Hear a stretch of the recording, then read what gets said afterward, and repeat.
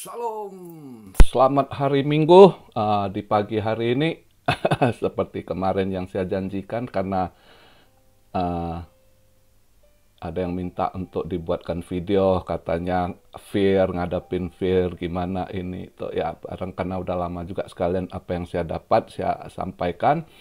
Uh, Buat yang ini, teman-teman yang bukan beragama Kristen, di luar daripada ini, video pagi ini bukan bahas kripto. Jadi biasanya saya kadang ada buat video renungan minggu pagi untuk buat sesama teman-teman seiman. Jadi di skip aja ya buat yang ini, karena pagi ini videonya bukan untuk bahas kripto gitu. Oke. Oke, shalom. Semoga teman-teman di pagi hari ini diberkati Tuhan.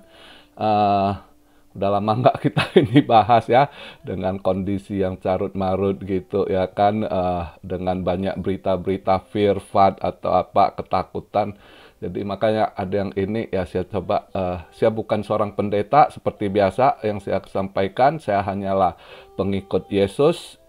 Sama-sama kita anak-anak dari Tuhan ya. Jadi apa yang saya dapat saya coba beri gambaran, dan ya intinya saling menguatkan ya, kita saling menguatkan di dalam Kristus gitu ya. Jadi sedikit message yang saya sampaikan, sebenarnya kondisi saat ini saya mau menguatkan untuk jangan takut hadapi apapun. Terutama buat kalian yang nonton-nonton, mungkin ada entah pendeta apa atau apa ya, kalau kalian suka cari akan terjadi ini, akan terjadi itu, yang akan buat kalian takut. Sebenarnya begini, apa yang saya tangkap, apa yang saya dapat justru lain lagi. Memang banyak hal akan terjadi, tetapi tahun 2023 ini, 2023, itu Tuhan bilang 2023 juga. Jadi ini masa revival juga gitu ya. Selain banyak hal-hal yang terjadi, tapi di balik itu juga saatnya Tuhan memulihkan juga keadaan. Segala sesuatu akan ada yang terjadi, tapi justru kita tidak harus takut. Justru kita diminta harus lebih dekatkan diri lagi dengan Tuhan begitu. Ya. Dalam hal kondisi begini ini sebenarnya daripada yang pihak yang si jahat, ya mereka ini ingin lebih cepat ini lagi gitu, ya kan? Jadi akan banyak fear yang ditebar gitu. Tapi kita nggak usah takut, justru saat beginilah kita lawan peperangan rohani, ya kan? Kalau Rusia sama Ukraina perang pakai senjata perang, kalau kita pakai doa, ya kan? Itu peperangan rohani, kita dengan doa kita lawan dia gitu, ya kan? Jadi nggak ada yang perlu ditakutkan. Jadi kondisi saat ini sebenarnya sama seperti kalau kita baca, saya coba kasih beberapa ayat. Biasanya saya jarang kasih ayat ya, tapi saya coba ini berikan satu gambaran gitu, ya kan? Untuk kondisi saat ini dengan apa itu, coba Anda baca di Hagai 2 ayat 7. Sebab beginilah firman Tuhan semesta alam, sedikit waktu lagi maka aku akan menggoncang langit dan bumi, laut dan darat. Aku akan menggoncangkan segala bangsa sehingga bangsa-bangsa datang mengalir. Jadi di situ, di balik kejadian-kejadian hal-hal begitu, sebenarnya Tuhan itu mau untuk kita cari Tuhan, ya. Tuhan mau kita mencari Dia gitu. Kondisi saat ini bukan begitu banyak hal terjadi kita hidup dalam ketakutan gitu, ya. Bukan di situ. Justru kita harus lebih dekat dari Dia, ya. Tuhan itu mau kita lebih intim dengan Dia gitu. Itu yang Tuhan inginkan saat ini. Jadi makanya lebih ini lagi kita, lebih giat lagi berdoa, lebih kuat lagi kita mengasah iman kita, ya kan. Lebih kencang lagi peperangan rohani kita lakukan dengan kuasa-kuasa gelap begitu. Seperti tahun kemarin saya ingatkan buat kalian yang anak-anak gitu, saya kan udah ingatkan hati-hati, perhatikan anak-anak gitu ya, terutama sosial media kalian kasih handphonenya, iPad gitu kan. Nah, ternyata bener, saya lihat itu podcastnya Deddy Kobusir kalau nggak salah sebulan lalu ya, yang dibahas itu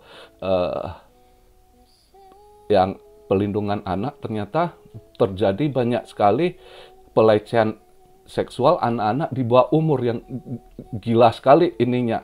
Nah, disitulah bagaimana saya katakan hati-hati, generasi-generasi anak-anak itu jadi target daripada si kuasa gelap gitu ya. Terus masih ada saya lihat berita juga pelarangan ibadah di Indo. Jangan dibenci, jangan doakan gitu. Doakan ya. Nggak usah ini, karena Tuhan akan memberikan keadilan. Karena ini saatnya, Tuhan janji, Tuhan udah saatnya akan mendatangkan keadilan gitu ya. Justice gitu. Jadi jangan heran mulai dari Maret ini ya, itu mulai ada banyak hal-hal yang terjadi. Kalian akan lihat ke depannya itu pemimpin-pemimpin yang tumbang, ya kan, yang pernah apapun kejahatan, kebusukan yang ditutup rapat akan kebuka gitu, ya. Banyak pemimpin-pemimpin yang akan tumbang, entah itu dengan cara lengser, kalah, atau